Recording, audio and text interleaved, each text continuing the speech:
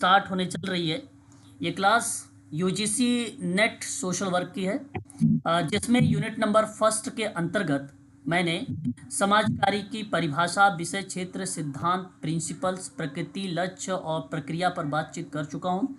उसके बाद ऐतिहासिक विकास पर भी बातचीत कर चुका हूँ। जैसे यूके पर मैं क्लास आपको प्रोवाइड करा दिया, यूएसए, भारत, काफ़ी इम्पॉर्टेंट फैक्ट भी आप लोगों को यहाँ पर दिया है इस बार का। पिछली साल की अपेक्षा इस बार कुछ ज़्यादा इसके अंतर्गत फैक्ट मिले हैं। और व्यवसाय समाज कार्य के विकास, साथ ही साथ आज की जो हमारी ये क्लास होने चल रही है यह है सामाजिक सुधार तथा व्यावसायिक समाज कार्य। भारत में व्यवसाय समाज कार्य के विकास में 19वीं और 20वीं शताब्दी में समाज सुधारकों का क्या योगदान रहा है, इस पर आज की हमारी क्लास होने वाली है। यानी मैं कह सकता हूँ कि भारत में समाज सुधार आंदोलन और सामाजिक सुधार के संदर्भ में हम लोग डिस्कस करने वाले हैं। ठीक है, ये 19वीं शताब्दी के दौरान में था और ये आप सबको ध्यान भी रखना है। ये आगामी परीक्षा केजीएमयू के लिए भी बड़ा इंपॉर्टेंट है, क्योंकि वहाँ पर भी यहाँ से प्रश्न पूछे जा सकते हैं। ठीक है, संस्थाओं से, समाज सुधारक आंदोलन से इस तरीके के सवाल बन सकते हैं। तो समाज सुधार सामाजिक मुद्दों को संबोधित करने की एक प्रक्रिया है। वही व्यवसाय समाज कार्य समाज कल्याण संस्थाओं में काम करने का एक तरीका है। सामाजिक कार्यकर्ता सामाजिक न्याय को बढ़ावा देने और लोगों की ज़रूरतों को पूरा करने में काम करता है। और ये बात तो सही है, ये आप लोगों का काम भी है, सामाजिक न्याय को बढ़ावा दें और उसकी ज़रूरतों को पूरा करें। वहीं अगर हम बात करते हैं सोशल रिफॉर्म यानी सामाजिक सुधार को, तो सामाजिक सुधार का मतलब होता है कि बड़े समूह या समुदाय या व्यक्ति को प्रभावित करने वाले जो मुद्दे हैं उसको संबोधित करना और संबोधित करके उसको सुधार करना। सामाजिक सुधार में सांख्यिकीय प्रोफाइल का इस्तेमाल करके परिवर्तन को उजागर करना, मतलब डेटा वगैरह दर्शा सकते हो आप कि भाई पिछले साल ये प्रॉब्लम थी तो इतना डेटा था, अब ये है, ये प्रॉब्लम में इतनी डेटा है। तो डेटा के आधार पर भी आप समस्याओं को दर्शा सकते हो और उनके आधार पर आप लोग उसका मॉडिफाई कर सकते हो या इसमें सुधार भी कर सकते हो। व्यवसाय समाज कार्य क्या है? व्यवसायिक समाज कार्य समाज कल्याण संस्थाओं में काम करने का एक तरीका होता है। व्यवसायिक सामाजिक कार्यकर्ता लोगों की ज़रूरतों को पूरा करने के लिए काम करते हैं और व्यवसायिक सामाजिक कार्यकर्ता समाज में सामाजिक न्याय और समानता को बढ़ावा देने का भी काम करते हैं। ये भी एक प्रकार के प्रोफेशनल सोशल वर्क का पार्ट माना जाता है। अब देखिए, यहाँ से आईएमपी पॉइंट यहीं से स्टार्ट है आप लोगों का। भारत में सामाजिक सुधारों के ने 19वीं और 20वीं शताब्दी के दौरान में समाज कार्य के विकास में एक अहम योगदान दिया और इन सुधारकों ने सामाजिक बुराइयों के खिलाफ लड़ाई लड़ी और महिलाओं के अधिकारों की इन्होंने वकालत भी की। 19वीं शताब्दी में हुए समाज और धर्म सुधार आंदोलनों का भारतीय समाज पर बहुत गहरा प्रभाव पड़ा था और बहुत ही व्यापक प्रभाव पड़ा। इसी व्यापकता की दृष्टि से इस आंदोलन को आधुनिक इतिहास का पहला अखिल भारतीय आंदोलन माना जाता है, या आप ऐसा कह भी सकते हैं। और इसी आंदोलन ने लोग जहां एक ओर भारतीय समाज और सामाजिक पहलुओं में छुआछूत, या दूसरी ओर अगर हम बात करते हैं तो अतीत की जो घटनाएं घटित होती थी, ठीक है, उन अतीत की जो घटनाएं घटित होती थी उन्हीं घटनाओं को इन्होंने एक प्रकार से सुधार के माध्यम से लोगों को जागरूक करने का प्रयास भी किया, आत्मसम्मान और आत्मगौरव जगाने का प्रयास किया। तो इसी के संदर्भ में एक नाम आता है ब्रह्म समाज। आप सभी लोगों को पता होगा ब्रह्म समाज के बारे में। ब्रह्म समाज राजा राम मोहन राय के द्वारा सन 1828 में यह आंदोलन शुरू किया गया था। धर्म और समाज सुधार का प्रारंभ देश के पूर्वी भाग बंगाल से हुआ था और इसी आंदोलन के नेतृत्व में राजा राम मोहन राय महोदय ने सन 1828 में ब्रह्म समाज की शुरुआत की, है ना। हालांकि इसके अंतर्गत आप और देखेंगे ईश्वरचंद विद्यासागर का नाम समाज सुधार आंदोलन में योगदान दिया। स्वामी विवेकानंद जी का नाम भी देखेंगे, भारतीय दर्शन में संस्कृति को कायम रखा। दयानंद सरस्वती जी का नाम देखेंगे, भारतीय दर्शन और संस्कृति को इन्होंने कायम रखा। हेनरी विविलियन डेरेजियो का नाम देखेंगे, समाज सुधार आंदोलन में इन्होंने एक अहम योगदान दिया। केशव चंद्र सेन का नाम देखेंगे, सामाजिक सुधार आंदोलन में भी इन्होंने अपना योगदान दिया। इसी तरीके से बहुत सारे विद्वान हैं, विभिन्न प्रकार के इन्होंने संस्थाएं चलाई जो समाज में बेसिकली लोगों को एक साथ लाने का प्रयास किया या लोगों को जागरूक करने का प्रयास किया गया। समाज सुधारकों ने इन चुनौतियों का सामना भी किया समाज सुधारकों ने, जैसे जाति व्यवस्था को खत्म किया, बाल विवाह को खत्म किया, विधवा पुनर्विवाह को बढ़ावा दिया, ठीक है, सभी को शिक्षा देने पर बल दिया, लोगों के अधिकारों की रक्षा किया गया, अमानवीय प्रथाओं और अंधविश्वासों से लड़ना भी सिखाया। इस तरीके की चीज़ें जो है भारत में समाज सुधार आंदोलन और सामाजिक सुधार जो है देखने को हमें मिले। तो सुधार बेसिकली दो तरीके की या दो श्रेणी में रखे गए। समाज सुधार के बारे में या सुधार आंदोलन के बारे में बात करते हैं तो उसको दो श्रेणी में रखा गया या इसे दो श्रेणी में विभक्त किया गया। जैसे कि आप कह सकते हो, एक सुधारवादी आंदोलन था, तो दूसरा अगर हम बात करते हैं तो पुनरुत्थानवादी आंदोलन था। दो तरीके के आंदोलन बेसिकली देखने को मिले। सुधारवादी आंदोलन में जैसे ब्रह्म समाज शामिल था, प्रार्थना समाज शामिल था, अलीगढ़ आंदोलन जैसे इत्यादि शामिल होते हैं। पुनरुत्थानवादी आंदोलन के बारे में बात करते हैं तो आर्य समाज हो गया, देवबंद आंदोलन हो गए, इस तरीके के आंदोलन भी पुनरुत्थानवादी आंदोलन के अंतर्गत शामिल किए गए थे। सुधारवादी और पुनरुत्थानवादी आंदोलन अलग अलग स्तर पर धर्म की खोई हुई शुद्धता की अपील पर निर्भर थे, जिसे वे सुधारना चाहते थे। एक दूसरे सुधार आंदोलन के बीच एकमात्र अंतर यह था कि यह किस हद तक परंपरा और तर्क और विवेक पर निर्भर था। उसी पर यह आधारित है। आज की क्लास में हम लोग डिस्कस करने वाले हैं इन आंदोलनों को लेकर। तो सबसे पहले हम लोग देखेंगे ब्रह्म समाज को। ब्रह्म समाज की स्थापना कब की गई थी? तो आप सभी लोगों को पता है 1828 में किया गया था। किसके द्वारा यह किया गया था स्थापना? तो राजा राम मोहन राय के द्वारा किया गया था, जिसे बाद में ब्रह्म समाज का भी नाम दिया गया था।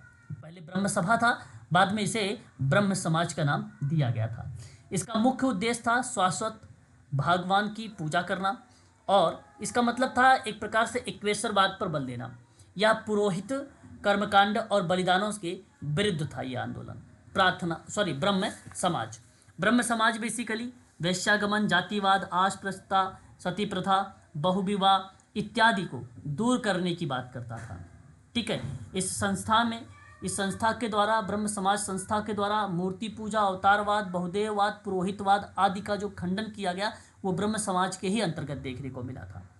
ठीक है, यह प्रार्थना, ध्यान और शास्त्रों के पढ़ने पर केंद्रित था।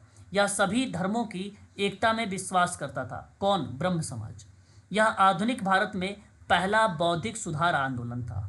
तो परीक्षा में अगर पूछा भी जाए कि पहला बौद्धिक सुधार आंदोलन कौन था, तो आप कह सकते हो कि वो ब्रह्म समाज था। इससे भारत में तर्कवाद और ज्ञान का उदय हुआ, जिससे परोक्ष रूप से राष्ट्रवादी आंदोलन में योगदान भी दिया।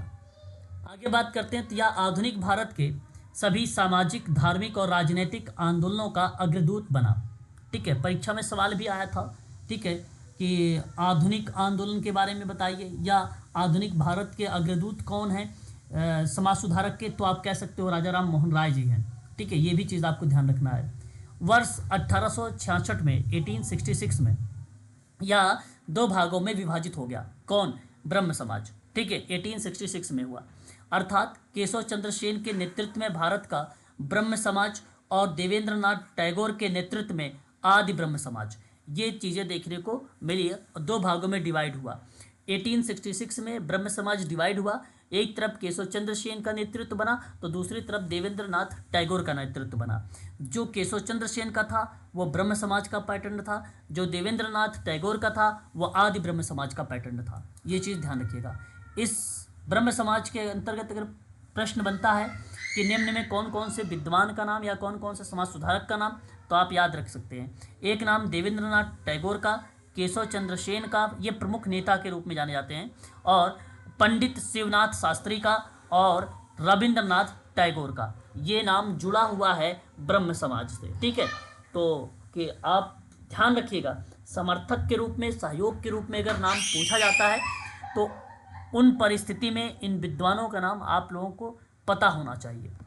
आगे अगर हम बात करते हैं, देवेंद्रनाथ टैगोर ने तत्वबोधनी सभा वर्ष 1839 में स्थापित किया। काफ़ी इंपॉर्टेंट पॉइंट है ये आप सभी लोगों के लिए।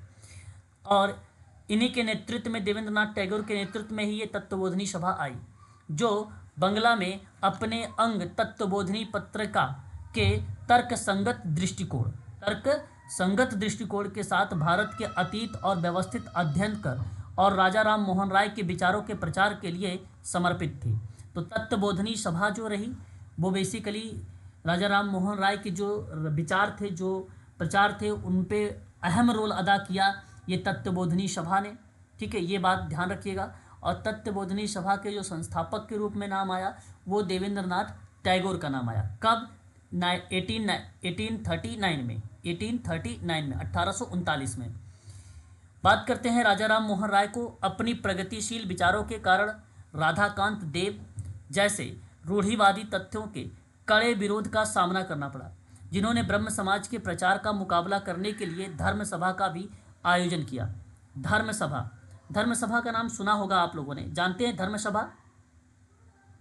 प्लीज, धर्म सभा का नाम सुना है आप लोगों ने? धर्म सभा प्रकार की यहाँ पर देखिए, राधाकांत देव धर्म सभा के संस्थापक माने जाते हैं, है ना। ये अगर प्रश्न बनता है कि धर्म सभा के संस्थापक कौन है, तो नाम याद रखिएगा, राधाकांत देव ने बेसिकली इसी में सती प्रथा उन्मूलन का जो विचार था, इसी के अंतर्गत उस समर्थन था इसका। ठीक है, समर्थन किया था, किसका समर्थन किया था? सती प्रथा उन्मूलन का समर्थन किया था। यही धर्म सभा 1830 में कलकत्ता में आया था। 1830 में कलकत्ता में राधाकांत देव के द्वारा ये शुरू किया गया था, जिसका लक्ष्य ये था कि राजा राम मोहन राय और हेनरी डेरेजियो जैसे लोगों के द्वारा चलाए जा रहे सामाजिक सुधार आंदोलनों का विरोध करना था।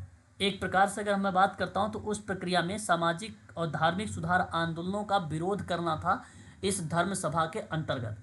हालांकि जो चीज़ें समाज के दृष्टिकोण से अगर हम बात करते हैं, जो पर्टिकुलर बल देता था कि हित के परिप्रेक्ष्य में, वो था सती प्रथा, वो था सती प्रथा। तो सती प्रथा के दृष्टिकोण में आप लोगों को यहाँ पे ध्यान रखना है, उन्मूलन पे अगर बल दिया है तो वो धर्म सभा रही है 1830 वाली।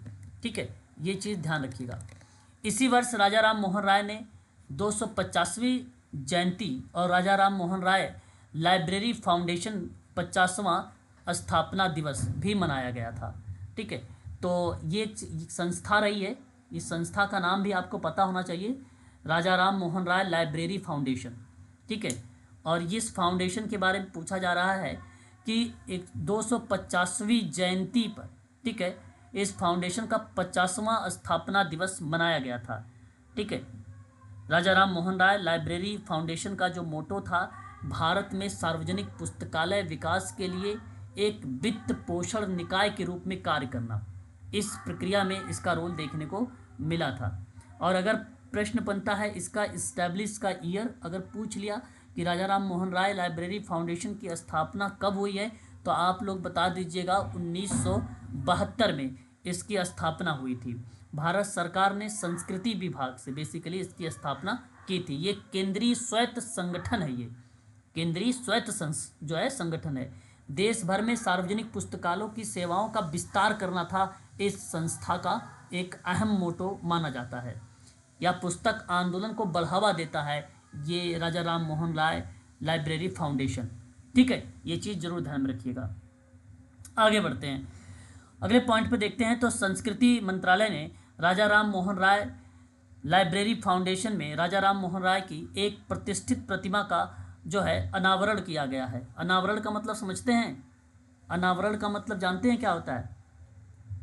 अनावरण मूर्ति या भवन आदि का आवरण करना या पर्दा हटाने की बात किया गया था, या पर्दा हटाया गया, ठीक है, या उद्घाटन किया गया। इस दृष्टिकोण में इसको अनावरण कहा जाता है।